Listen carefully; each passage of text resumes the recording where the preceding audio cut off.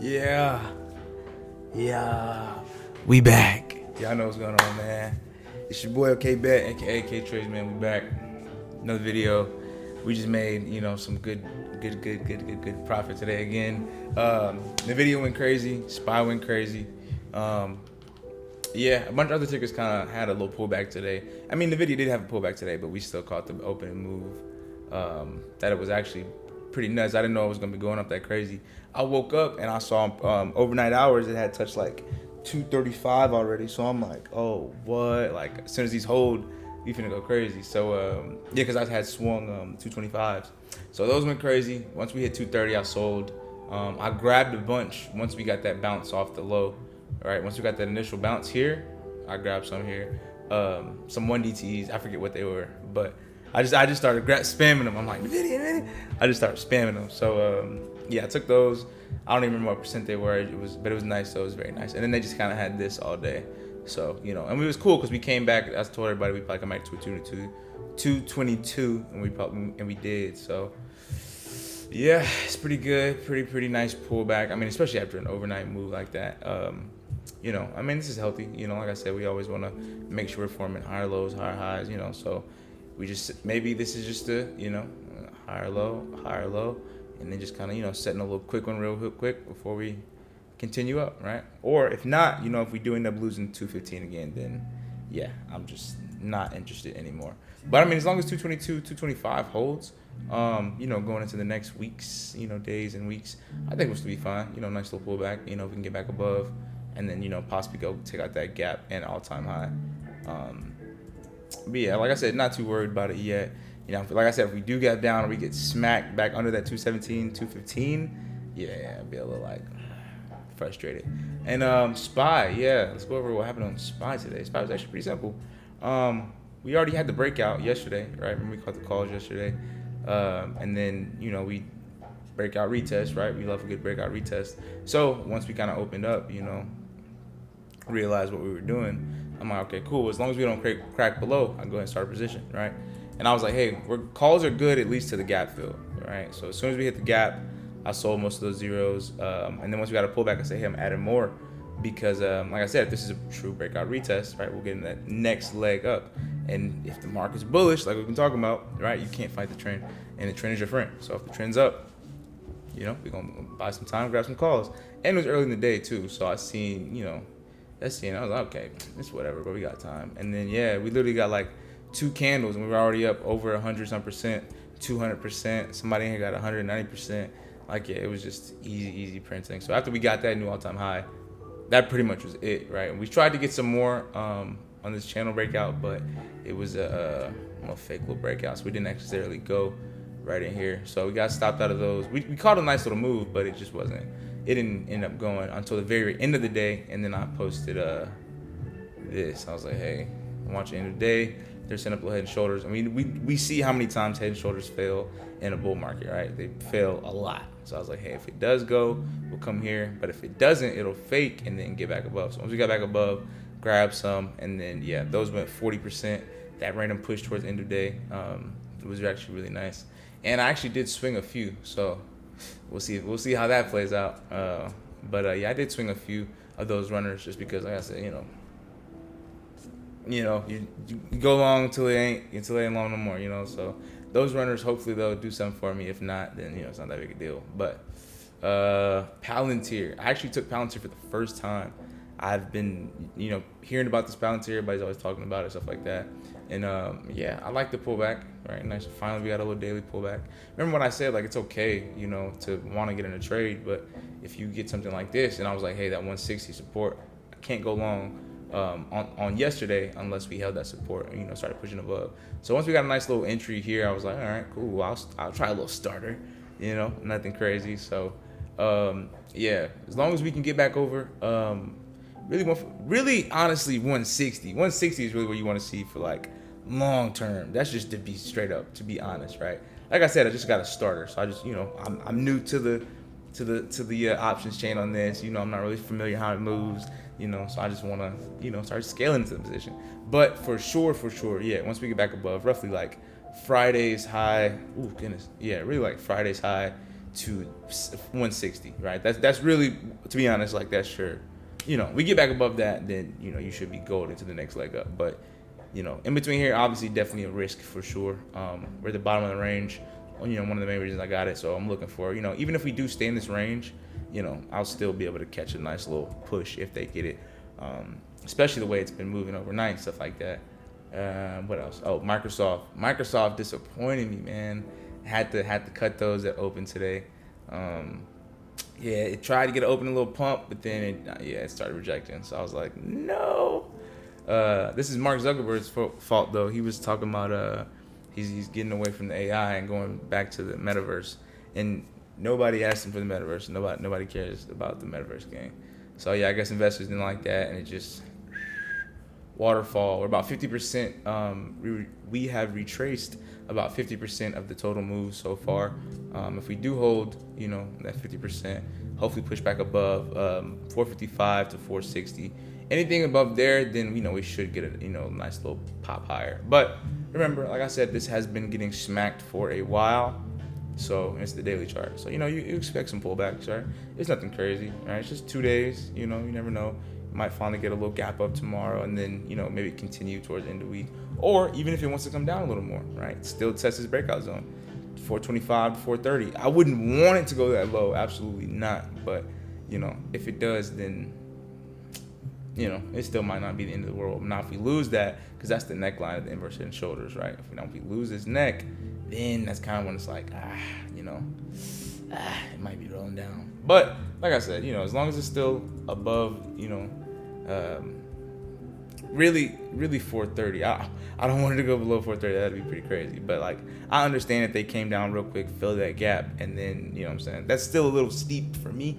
So I wouldn't necessarily buy down here. See, look right over here. Yeah, this is where I'd want it to kind of bottom at. We had a nice crazy break, blow off top. It might just be cooling off, right? And then it might just go up. So again, be patient, have time.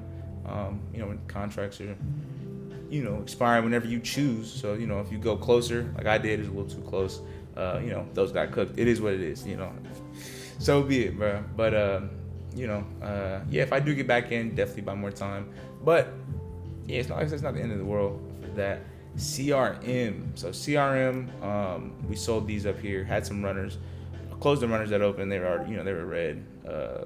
But we did come back into the zone where we need to hold. So going into tomorrow, if we do hold this, or even continue to gap up, right? I want to see at least maybe a little test overnight, maybe, or something, just confirm we hold over this, or go ahead and just push over that 205 first, and then, I like that to push into this, this breakdown retest zone that we have. So I still kind of like this CRM, and we might have to get in that one tomorrow. So like I said, I tried a little bit of PLTR, things are getting a little spooky around here for real, boy, trying stuff.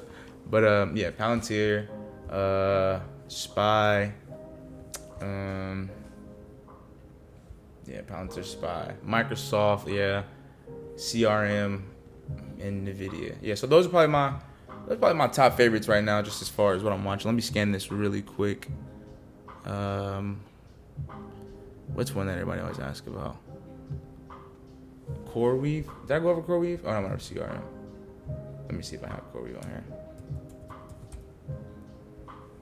CRWV. There we go. Same thing, right? Same thing. You had a nice little breakout. Even this one, you had a cup close, right? You expect some sort of maybe handle, maybe pullback. So just give it a little bit more time, right? Make sure confirmation that it's holding first. Give it a couple candles. And then if we can push back, you already have your targets ready to go. So, CRWV still looks pretty good, right? Remember when I said we need these pullbacks, right? You don't want to just buy it when it's going like this. And then as soon as it does this, everybody's like, oh, it's over.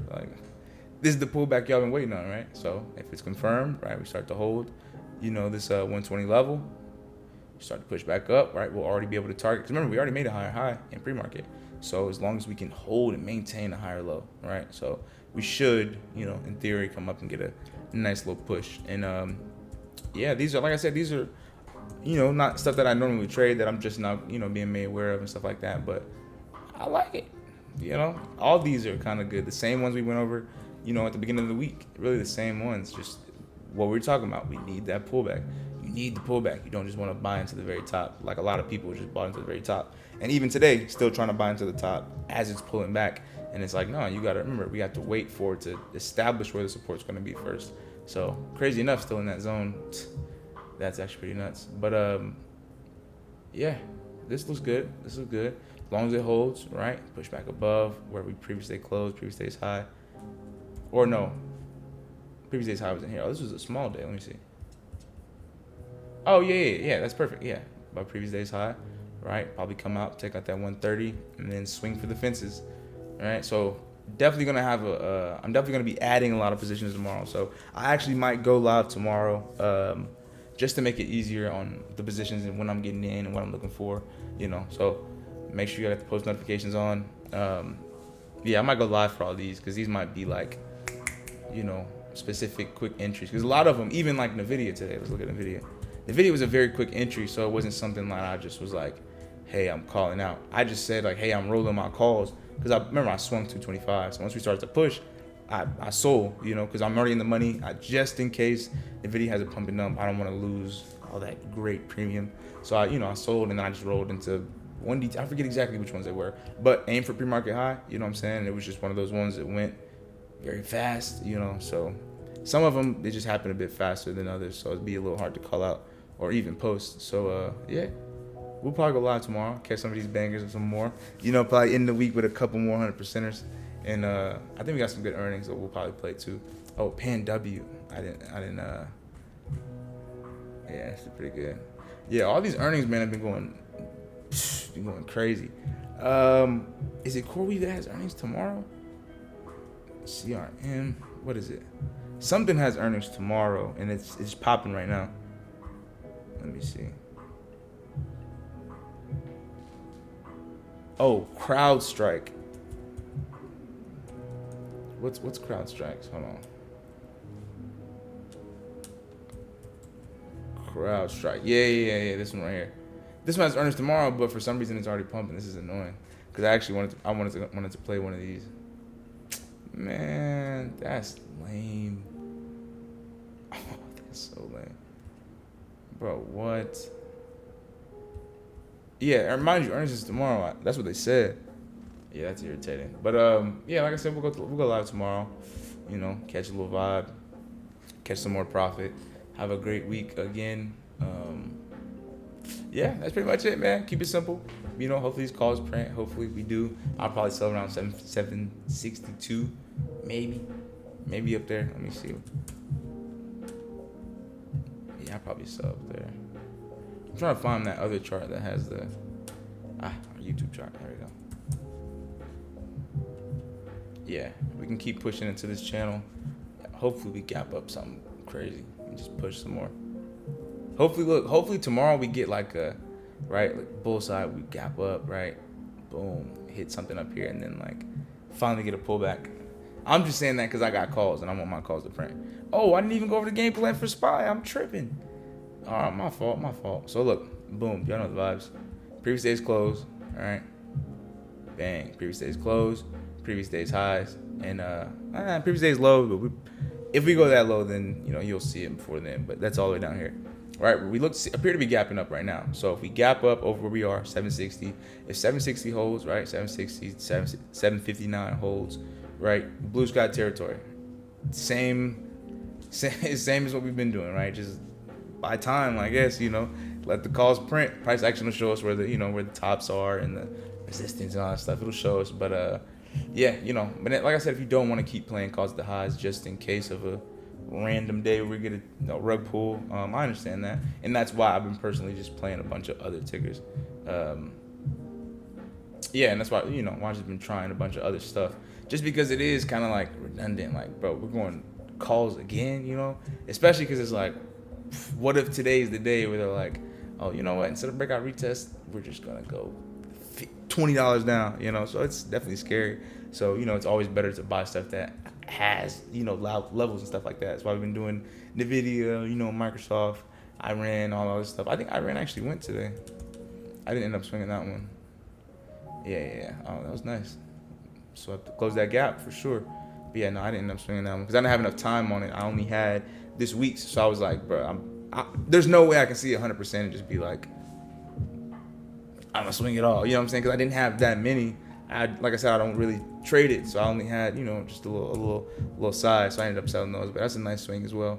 But yeah, so SPY still is good. You know, if it gaps up, whatever. Even if it gaps up and it loses previous day's close, 758, right?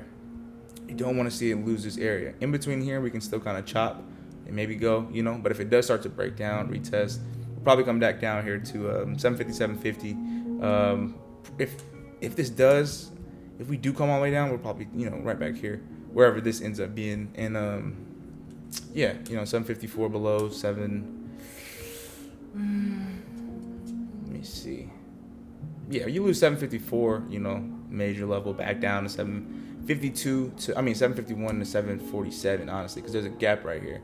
So this is still, like I said, the downside is just a little, it's easier to see when it comes to levels, but it's still scary because it might look good for one candle, and then like it might look good for this, and then you squeeze, or it might look good like this, and then you gap up overnight. It might look good like this, gap. You know what I'm saying? So it's scary. I would just be more concerned with buying the dips versus trying to find the bottom. I mean, try to time the top and sell the top. You know, just makes it a little easier on your mental, because you'll know where support is because we bounced that before. But as far as like how far to fall, you know, that's not really we can determine. So yeah, keep it simple. I did go over a little time today. Usually we only do 10 minutes. It was like 15. But yeah, I'm starting to, you know, incorporate other tickers and stuff like that. But yeah, man, I'll see y'all tomorrow. Probably go live. And, you know, keep it simple. Keep God first. And yeah, I'll see y'all tomorrow.